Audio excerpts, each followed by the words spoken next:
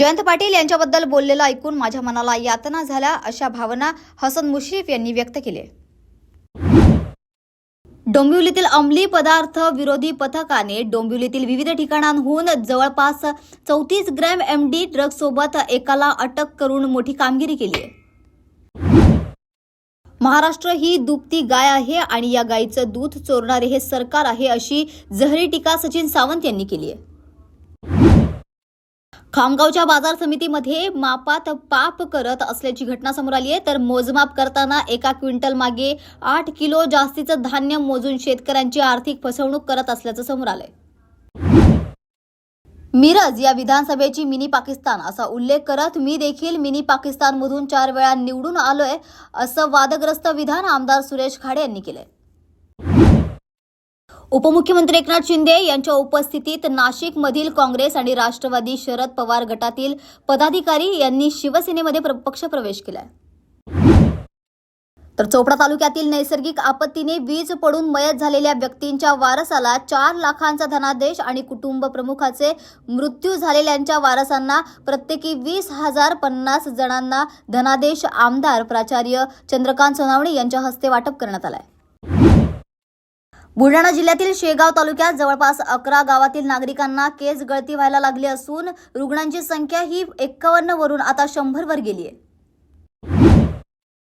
आमदार आदित्य ठाकरे यांनी मुंबई महानगरपालिका आयुक्त भूषण गगरानी यांची भेट घेतली आहे। बीडमधील संतोष देशमुख यांच्या हत्येच्या निषेधार्थ जालन्यात काढण्यात आलेल्या मोर्चामध्ये मराठा आंदोलक मनोज जरांगे पाटील यांना भोवळ आली होती। शरीरात अशक्तपणा जाणवत होता, कमरेचाही त्रास होता, त्यामुळे त्यांना छत्रपती संभाजीनगर येथील गॅलेक्सी हॉस्पिटलमध्ये उपचारासाठी दाखल करण्यात आले।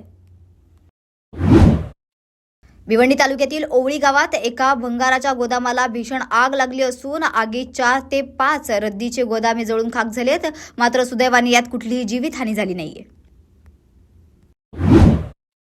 केस गळतीचे नेमकं कारण सापडत नाही तोपर्यंत गावकऱ्यांनी बोरवेल आणि विहिरीचे पाणी वापरू नये अशा सूचना जिल्हा प्रशासनाकडून गावकऱ्यांना देण्यात आल्यात।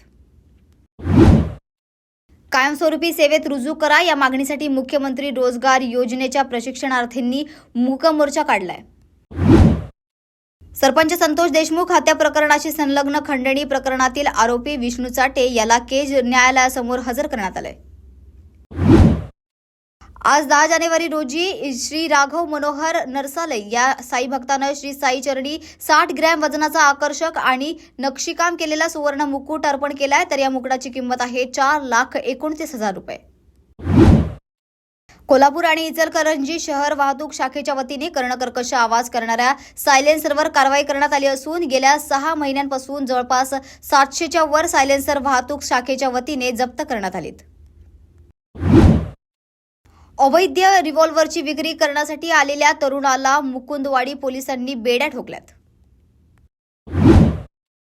विधानसभेच्या निवडणुका नुकत्याच पार पडल्यात आणि यात शिवसेना ठाकरे गटाला मोठं अपयश आलंय। हे अपयश काँग्रेस सोबत जाण्यामुळे आलं आहे आणि त्या ठिकाणी आमचा जीव गुदमरत आहे असं म्हणत ठाकरे गटाचे मराठवाडा सचिव अशोक पटवर्धन यांनी शिवसेना शिंदे गटामध्ये पक्षप्रवेश केलाय।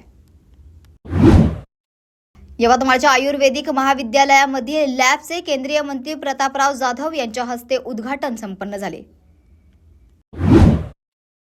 छत्रपती संभाजीनगरमधील सिटी चौकात भर दिवसा तरुणाचं अपहरण करण्यात आलं असून पोलिसांना आरोपीचा सुगावा लागताच त्यांनी तरुणाची सुटका केली आहे।